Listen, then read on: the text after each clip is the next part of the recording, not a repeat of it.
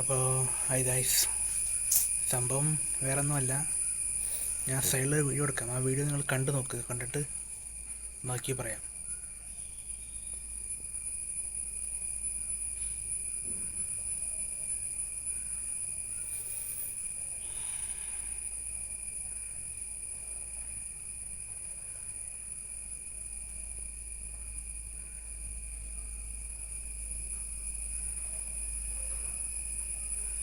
അപ്പോൾ ഓക്കെ അല്ലേ, നമ്മുടെ നാട്ടിലിപ്പോൾ തെരുവ് നായകളെ കൊണ്ടുള്ള ശല്യം ഭയങ്കരമായിട്ട് കൂടിയിരിക്കുകയാണ്. നാട്ടിലും റോട്ടിലും വഴിയരികിലും എല്ലാം ഉണ്ട്.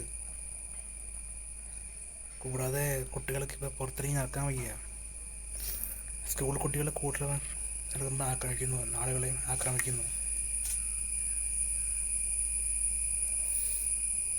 അപ്പോൾ ഇതിനെതിരായി നമ്മളൊരു എന്താ പറയുക, അപ്പോൾ ഇതിനെതിരായ ഒരു മാർഗം നമ്മൾ കണ്ടെത്തണം. പല വീടുകളിലും സ്ഥലങ്ങളിലും ആളുകൾ ഉപേക്ഷിച്ചിട്ട് പോകുന്ന നായക്കാണ് ഇവയ്ക്കൊക്കെ. പിന്നെ റോഡരികിൽ പെറ്റി പെരുകി കിടന്ന് ആളുകളെ ആക്രമിക്കുന്നു.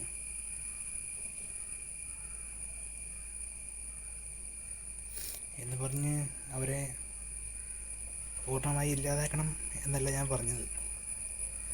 നമ്മളുടെ കുട്ടികൾക്കും ഒരു അവയർനെസ് ക്ലാസ് കൊടുക്കണം.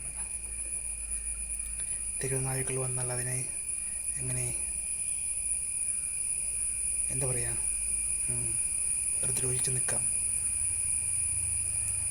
സത്യം പറഞ്ഞപ്പോൾ അതിനൊന്നും നേരമില്ല വീട്ടുകാരുടെ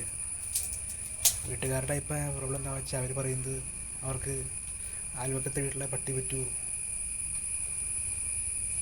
സജീവൻ്റെ വീട്ടിലെ മോൾ ഒളിച്ചോടിപ്പോയി, അവളെപ്പം പ്രസവിച്ചു. അതിനൊക്കെയാണ് നേരം. ഒരാൾക്ക് എങ്ങനെ പണി കൊടുക്കാം എന്നാണ് അവർ ആലോചിച്ചുകൊണ്ടിരിക്കുന്നത്. അതിനിടയ്ക്ക് സ്വന്തം കുട്ടികളുടെ കാര്യം നോക്കാനൊന്നും അവർക്ക് സമയമില്ല. പിന്നെ പട്ടികളെ പറഞ്ഞിട്ട് കാര്യമുണ്ടോ? പുറത്തുനിന്ന് സൗണ്ട് വരും, അത് നിങ്ങൾ നോക്കണ്ട, അത് ഇഗ്നോർ ചെയ്തേരെ. അവിടെ പണി നടക്കുന്നുണ്ട്. എൻ്റെ അടുത്ത് വേറെ പ്രത്യേകിച്ച് സ്ഥലങ്ങളൊന്നും ഇല്ല വീഡിയോ ഷൂട്ട് ചെയ്യാൻ പറ്റിയത്. അതാണ് ഇവിടെ നിന്ന് വന്നത്. ഇന്നാൾ എവിടെയാ, കാൽപ്പറ്റ തിരുവനന്തപുരത്തും കണ്ട് ഒരു കുട്ടിയെ വീടിൻ്റെ അകത്തല്ല പോർച്ചിൽ കയറി 3 തെരുവ് നായ്ക്കൾ വളരെ ക്രൂരമായിട്ട് കടിച്ച് ആക്രമിച്ചു.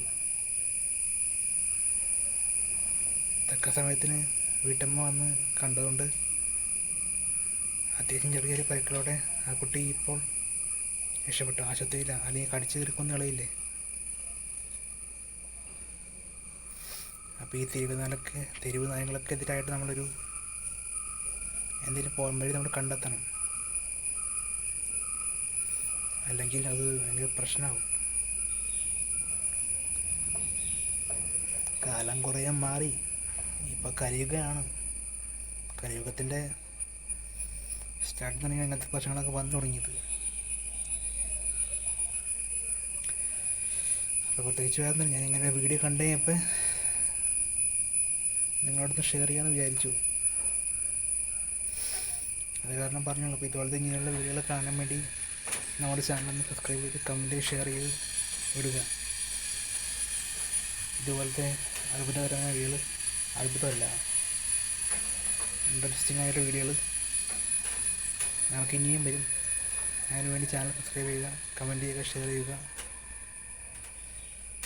നിങ്ങളുടെ സപ്പോർട്ടും എനിക്ക് വേണം, എനിക്ക് മുന്നേറാൻ വേണ്ടി. എല്ലാവരും വീഡിയോ കാണുന്നുണ്ട്, പക്ഷേ ചാനൽ സബ്സ്ക്രൈബ് ചെയ്തിട്ടില്ല.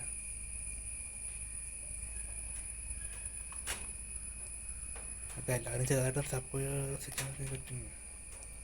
സപ്പോർട്ട് ചെയ്യുക.